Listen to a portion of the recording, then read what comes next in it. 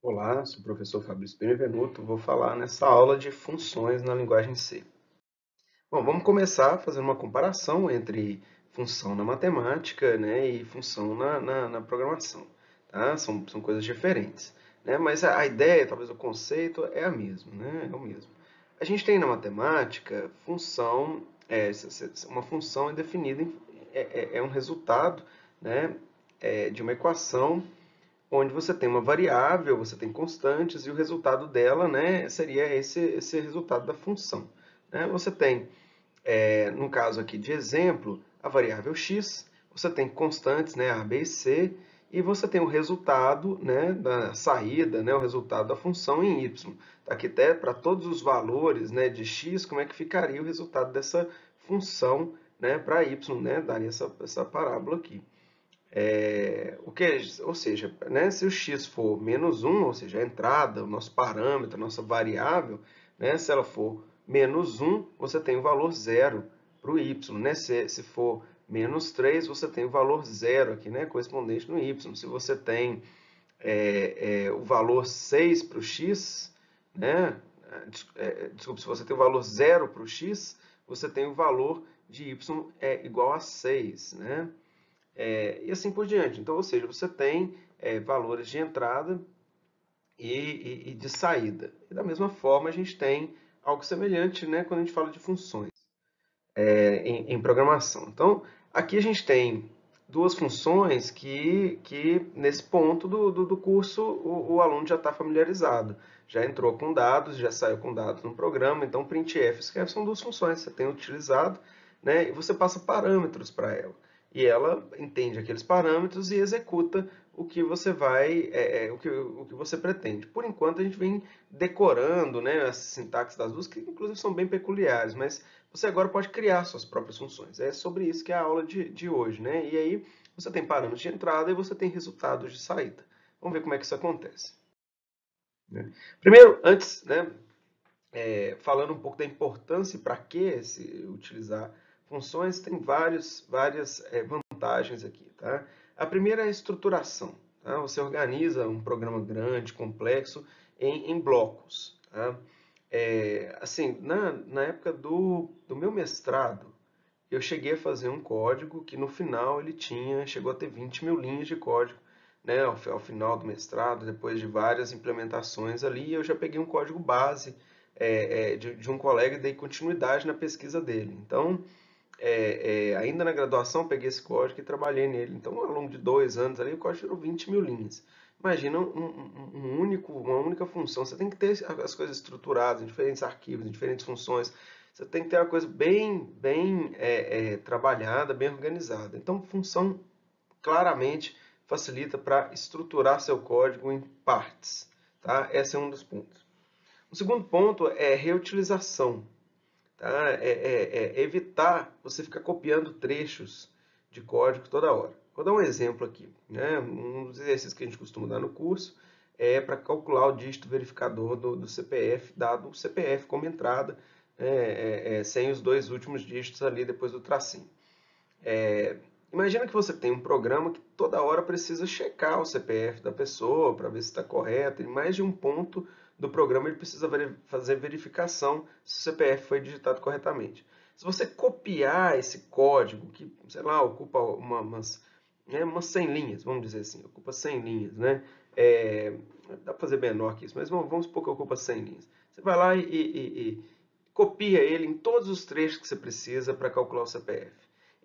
Então, assim, num desses pontos você percebe que tem um erro. Pô, eu estou calculando esse negócio errado. Você vai ter que sair modificando em todos os pontos onde você replicou esse código. Né? E se você esquecer algum, aí ficou uma parte funciona, para outra parte o CPF está errado, o cálculo do CPF está errado. Olha a confusão. Né? Então, a reutilização de código, se você tiver uma função para isso, você simplesmente altera a função e todas as vezes que você vai utilizar, você usa aquela função prontinha. Né? Então, se tem um erro no cálculo, você corrige a função em todas as partes onde usam o cálculo do CPF, já vai estar automaticamente corrigido. Né? Então, a reutilização e essa estruturação do código ela é crucial, né? Não tem como. Outra coisa é que funções permitem a criação de tipos abstratos de dados, permite uma abstração. Exemplo aqui do próprio, não é bem um tipo abstrato, mas é uma forma de abstração, é que, vamos supor que você pega um código, então, já pronto, de um colega, ou dentro de uma empresa grande desenvolvendo um software enorme e tal, você não quer saber como é que calcula o CPF. Isso já foi implementado por uma outra pessoa, você quer usar aquilo e você quer desenvolver uma aplicação que precisa do CPF, mas precisa primeiro verificar. Então você abstrai, eu vou simplesmente enfiar aqui nessa seção CPF, ele verifica para mim. Né? E você segue com o seu código. Você não precisa ficar sabendo como foi calculado cada coisa, tudo que está ali dentro desse código. Você não precisa entender tudo, você pode simplesmente utilizar. Então, se a função foi devidamente testada, validada, que ela é uma parte consolidada, que já está boa, né? Não tem bug, aquilo vai para frente, você vai, abstrai, utiliza, tá? Essa mesma ideia não é muito ponto aqui falar de tipo abstrato de dados, mas é a mesma ideia. Você pode representar dados, né, em programação, usar tipos novos, vamos supor, uma pilha, uma fila, vou colocar uma informação numa pilha, na hora que você retira da pilha, você retira o que está no topo. Tudo isso você pode ter que implementar com funções, porque seriam coisas como coloca na pilha, retira da pilha, e você pode implementar essa estrutura que tem ali por trás, né, de tipos abstratos de dados. Não é muito o foco da disciplina aqui, que é mais no sentido de ensinar a programar em C, e em disciplinas futuras dentro da universidade você vai ter a chance de aprender um pouco mais sobre essa criação de tipos, né, e esses tipos abstratos que você certamente implementa com funções. Bom, uma coisa que é importante dizer é que não tem como você programar sem usar funções, porque todo programa, né, começa a partir de uma função, que é a função main principal. Depois eu vou detalhar cada ponto dela, mas primeiro vamos explicar cada ponto de uma função de maneira geral e depois entender melhor o main. Primeiro é o seguinte, para a estrutura, né, de uma função, para você criar uma função, é essa daqui. Você tem o tipo que ela vai retornar, né, você vai fazer o valor de saída dela, você vai calcular alguma coisa em função dos parâmetros. Os parâmetros aparecem ali, ó, né, entre parênteses, tá? Né, e ele vai retornar alguma coisa. Qual que é o tipo retornado? É um caractere? É um inteiro? O que vai ser? Aqui estão os comandos, tá? No final dela a gente sempre tem um return, ou pode ter múltiplos returns, dependendo do valor que vai ser retornado, né? Mas o ponto é que ela sempre encerra na hora que ela retorna, e ela retorna esse valor. Esse valor pode ser jogado numa variável. Tá? Vamos ver um exemplo concreto para a gente explicar isso aqui. Vamos dar aqui uma função, né, chamada logística, que vamos falar cada elemento dela aqui, tá? Então, ó, esse é o nome dela, tá? É o nome da minha função. Eu preciso saber isso para poder usar ela. Né? Aqui eu tenho um único parâmetro, poderia ter múltiplos, tá? Depois vamos falar de como que a gente coloca vários. Mas aqui temos um único parâmetro, que é uma variável, então x do tipo double. Tá? Esse aqui é o tipo de saída da função, é o que ela vai retornar. Né? Ela vai retornar uma coisa que é um double, né? O tipo que ela está retornando. Então não é um inteiro, não é um char, ela retorna um double. E aqui está o código da função, eu já coloquei o retorno dela, poderia ter criado uma variável que vai salvar o resultado e mandar retornar o valor dessa variável, mas aqui eu já botei direto, a conta já está toda feita dentro do return. Tá? Esse é o código da função, ou o que a gente chama de corpo da função também. Tá? Uma coisa importante de se dizer, quando a gente está utilizando mais de um parâmetro, é que você precisa declarar o tipo de cada um especificamente. Aqui um exemplo, ó, int x, int y. Se eu fizer como eu faço com variáveis, colocar int x, y, não dá certo, tá? Vai ter um erro aqui, você vai receber um erro ali de compilação mesmo. Mas aqui, ó, aqui você tem o int x e o int y corretamente. Voltando ao nosso exemplo com a função que a gente criou chamada logística, agora vamos mostrar como é que ela fica junto com o código do main e como fica o programa completo, né? Tirando os cabeçalhos apenas aqui. Tá? A gente tem então aqui a função, né, double logística. Repara que ela aparece antes do main, né? E aqui no main, como que eu vou utilizar ela? Vamos chamar aqui, vamos criar a variável double entrada, né, igual a 10, que é o valor que eu vou passar como parâmetro. Aí ele vai calcular, né, um resultado para nessa função matemática aqui. e vai retornar um double, não é isso? Então, ó, double saída é igual a, e aí eu chamo a função. Nesse ponto, né, assim, o fluxo de execução é esse, né? Você começa aqui, cria variável, cria essa outra variável e chama a função. Nesse ponto, o fluxo de execução realmente vem para cá e copia o parâmetro de entrada aqui para essa variável x. Então, a variável x vai ter uma cópia do valor de entrada. O valor de entrada era 10, x vai valer 10. Ele vai substituir aqui nessa variável, então, ó, menos 1 vezes 10, né? A exponencial disso, né? E aí você vai calcular, vai dar esse valor de retorno aqui, né? Foi feito o cálculo, ele retorna e vira um número aqui. Esse número é atribuído a essa variável. Tá? Você pode mandar imprimir, então, o valor da variável saída, que ele vai estar calculado a partir da função logística. O meu main retorna zero, que é para encerrar a minha função main.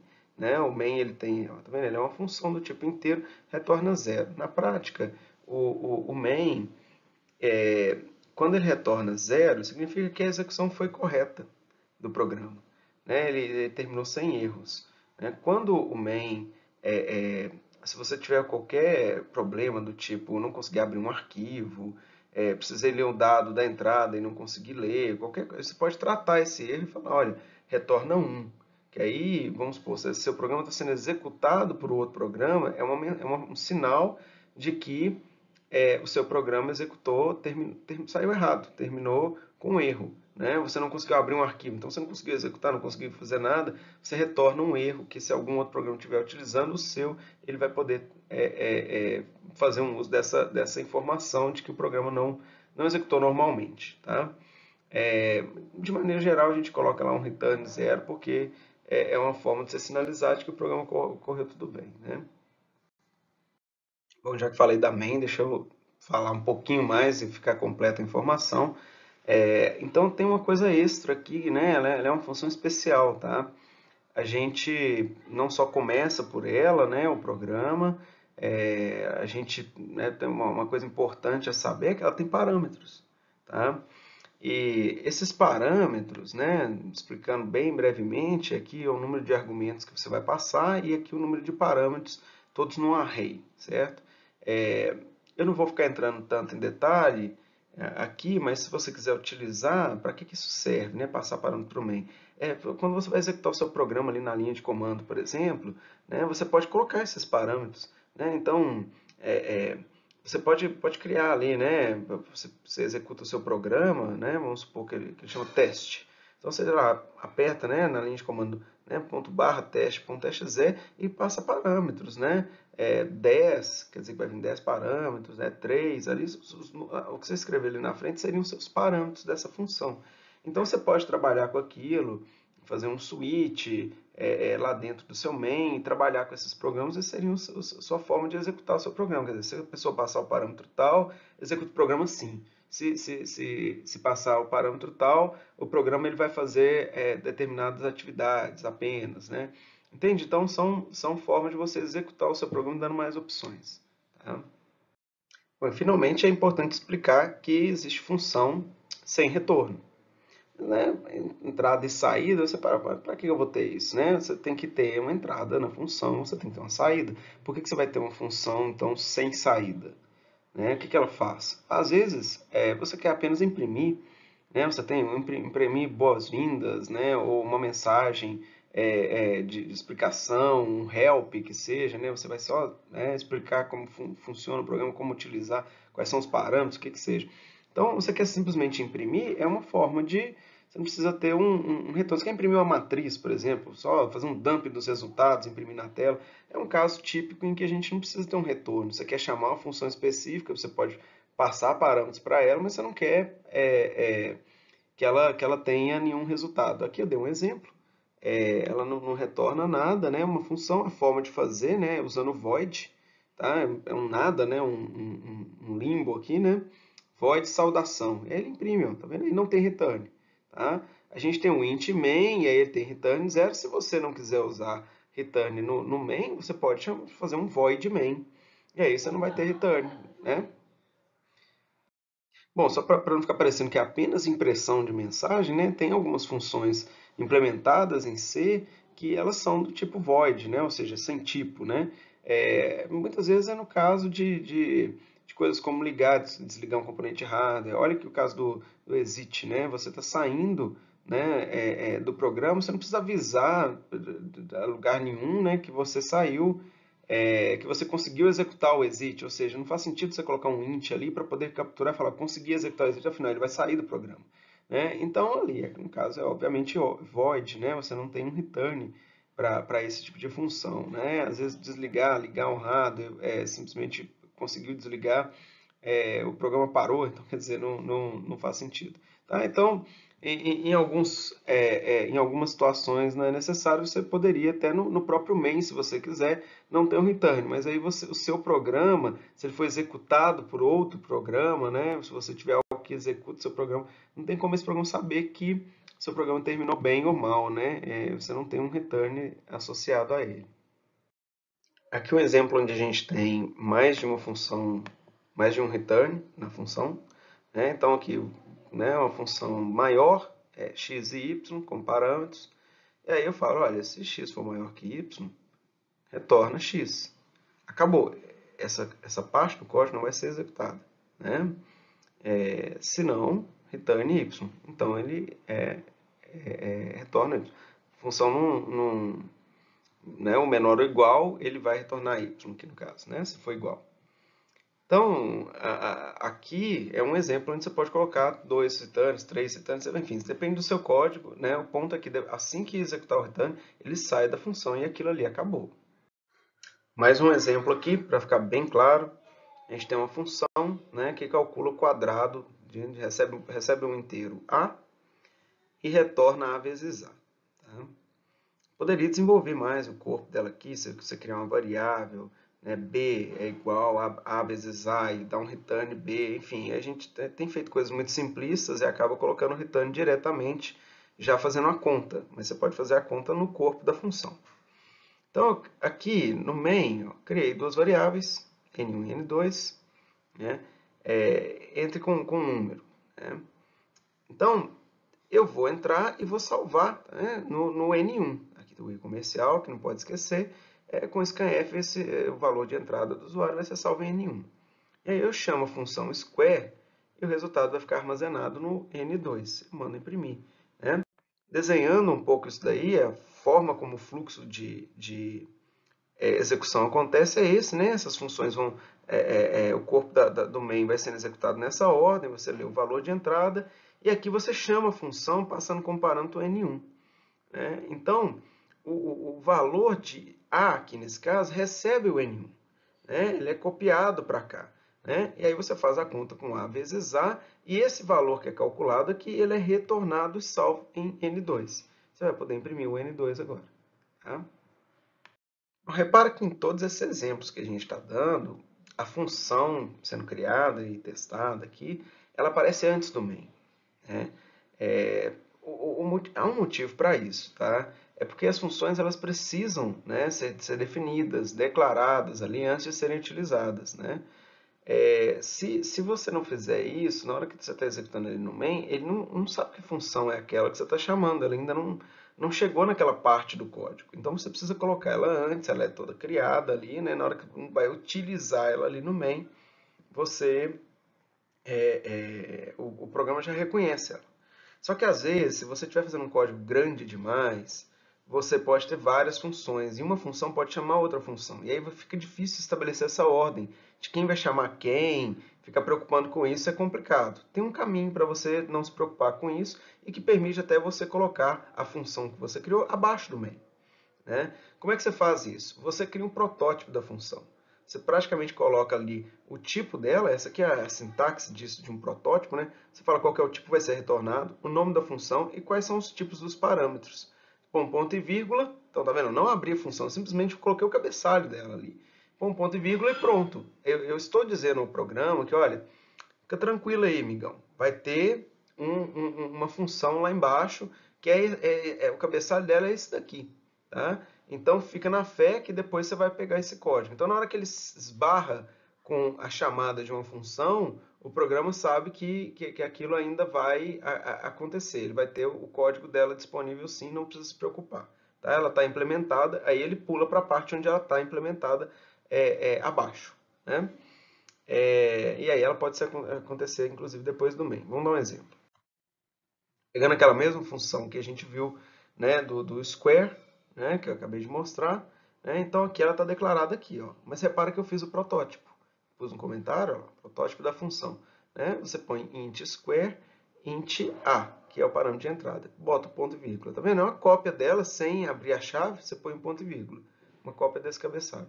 Pronto, com isso aqui você pode colocar a função abaixo do main, ou se você tivesse várias funções, uma chamando a outra, você simplesmente põe os protótipos todos aqui no início, que aí o programa sabe que elas estão definidas lá embaixo. Bom, há uma coisa que a gente ainda não falou, né? Eu já comentei brevemente, e que certamente vocês já estão esbarrando com problemas relacionados a isso, mas a gente precisava explicar após explicar funções, porque aí fica muito mais fácil cobrir o assunto todo, que o assunto é o escopo das variáveis, né? O que é escopo? Né? É você definir aonde que a variável é válida, né? A gente tem algumas coisas a comentar aqui. Primeiro que você pode ter uma variável que é global, que vale no código inteiro, em todas as funções. Você pode criar ela fora do main. Tá? Você pode ter uma variável que é local e aí ela vale num bloco, vamos supor, dentro de um for, ou ela vale dentro de uma função. Tá? E você tem os parâmetros da função. A função ela tem parâmetros, aqueles parâmetros que a gente chama de parâmetros formais, né? Eles são variáveis locais da função. Tá? Então vamos ver aqui um exemplo, né, de um código e o escopo, onde que as variáveis desse código são válidas. Tá? Eu vou mostrar dois exemplos, na verdade, vamos cobrir esse aqui primeiro. Primeiro é o seguinte, eu tenho uma função aqui, func1, e ela tem uma variável. Não faz nada, a gente só está exemplificando aqui escopo. Né? Essa variável ela só é válida aqui, ó, no escopo local da função 1. Né? Eu tenho uma segunda função aqui, do tipo void, função 2, e ela tem uma outra variável x. Repara que o nome pode ser o mesmo, não tem problema. Né? Porém, ela só é válida ali na função 2. Ou seja, eu tenho, assim que a função 1 é chamada, essa variável aqui ela é criada. E depois, na hora que a função retorna, essa variável é destruída. Ela perde-se o link, não tem como acessar ela mais. Então não tem problema você ter variáveis com o mesmo nome e vão ser coisas completamente diferentes, espaços de memória diferentes que são acionados no momento que ela é chamada lá no main, tá? Ou em qualquer outra parte do código. Né? Aqui, nesse main, eu tenho uma outra variável x, tá? Que é válida, né? Esse aqui seria o escopo local da função main, tá vendo? Né? E aqui eu tenho um bloco de função, tá? Um bloco, desculpa, não de função, eu tenho um bloco de comandos aqui que eu abri um abre e fecha chaves aqui, né? E eu tenho uma variável criada ali dentro, tá vendo? Esse é um escopo local, tá? Mas é um escopo dentro de uma área, né? Um escopo dentro de outro escopo local. O y ele não é válido fora dessa parte aqui, tá? Porque ele foi criado dentro do bloco. Vamos dar mais exemplos aqui. Né? Eu vou colorir de vermelho o escopo das variáveis todas desse código. Então, eu tenho ali a função teste, ela tem um parâmetro formal, que é o x. E o escopo do x é a função toda, né? Ele é válido dentro daquela função, ele é um parâmetro dela. Tá? No main, eu criei uma variável y, ela é válida em todo o main. Né? Logo no início eu criei ela é válida em toda a parte do main. Né? No for, eu criei uma variável, tá vendo? Eu coloquei o int i, né? Aqui, ó, valendo para o for. Então, o i pode ser usado em qualquer parte dentro do for. Né? Esse é um bloco, né? É o escopo do i. E eu estou criando uma nova variável dentro desse if. Ela só é válida aqui dentro do meu if, tá? Ao abrir e fecha chaves aqui delimita o escopo dela. Né? No caso do b também, ó, ele foi criado dentro do else, então ele só é válido aqui dentro. Tá? É importante entender que no momento em que uma função é chamada, as variáveis que são criadas ali dentro daquela função, elas são armazenadas no modelo de pilha. É muito importante a gente entender isso para a gente entender bem o tópico da aula seguinte sobre recursividade. Então, cada nova variável que é criada ali na hora que você chama a função, ela é adicionada no topo da pilha. No momento que a função retorna, aquelas variáveis são destruídas. Quer dizer, porque é destruída, você perde a referência para ela e aí ela vira um lixo na memória. Tá? E a mesma ideia também é válida com as funções, tá? Você pode ir chamando, se você chamar várias vezes a função, ela vai simplesmente empilhando para saber o momento do return. Na hora que ela retorna, ela volta para as coisas que estão no topo da pilha. Tá? Ela retira o que está no topo da pilha, né, e volta para a parte inferior da pilha. Então, vamos ver o que é uma função que calcula o volume de um cilindro, tá? Eu tenho aqui, né, uma constante que eu usei com o define mesmo, né? Então ela vai ser em tempo de compilação, é substituída onde aparecer π por esse valor aqui. E aqui eu criei uma função que recebe r e h, né? E eu faço o cálculo, ó, criei a variável v, faço v é igual a π vezes r ao quadrado vezes h e retorno v, tá? É uma função que retorna um float. Tudo certo, né? Agora eu vou aqui no main, né, criar ó, raio, altura, volume e falar com o usuário, entre o valor do raio, entre o valor da altura. Isso vai ser armazenado no raio altura. Tá? Nesse momento, eu tenho altura e raio salvos aqui na minha memória, tá vendo? Com 2 e 4. Tá? São os valores que o usuário entrou, 2 e 4, né? Um valor de entrada. Então, nesse momento, o usuário entrou com os scanf, estão salvos ali. Tá? E aí, eu vou chamar a função, né, volume cilindro. Tá? Quando eu chamo a função volume cilindro, eu ainda não tenho um resultado armazenado aqui em volume. Ele tem um lixo lá. Tá? Nesse momento, né, o programa vai ser deslocado para cá. Né? E eu tenho a função aqui, ó, RH, que recebe uma cópia importante, porque tem jeito de passar, tem jeito de não ser cópia, tá? Tem jeito de passar o endereço, mas aí nós vamos ver isso depois, quando a gente aprender ponteiro. Mas, por enquanto, a gente passa uma cópia do raio da altura. Então, eles são replicados. RH recebe em raio e altura. Né? Então, olha, 2 e 4, certo? A minha variável aqui, volume, ela está empilhada, mas ela está com um resultado que é um lixo. Tá? E aí eu faço a conta toda. Na hora que eu faço a conta toda, eu retorno o meu V. Né? Na verdade, eu estou fazendo a conta aqui. Né? O V é igual ao cálculo de todo, ele foi criado aqui dentro. Tá? E, por enquanto com lixo, agora ele vai receber o valor, né, de resultado. E esse valor vai ser retornado. Na hora que ele for retornado, ele é salvo, então, em volume. Certo? Repara que as outras variáveis que eu tinha, né, nesse momento, a partir do momento que ele foi retornado, elas se perdem. Ó. Acabou, a função acabou, todos os valores foram calculados ali, foram desempilhados. Estamos agora, né, esquecemos aqui, ó, acabou, não tem mais como acessar elas de volta, a partir do momento que deu o return. Mas o resultado está calculado, está em volume. Né?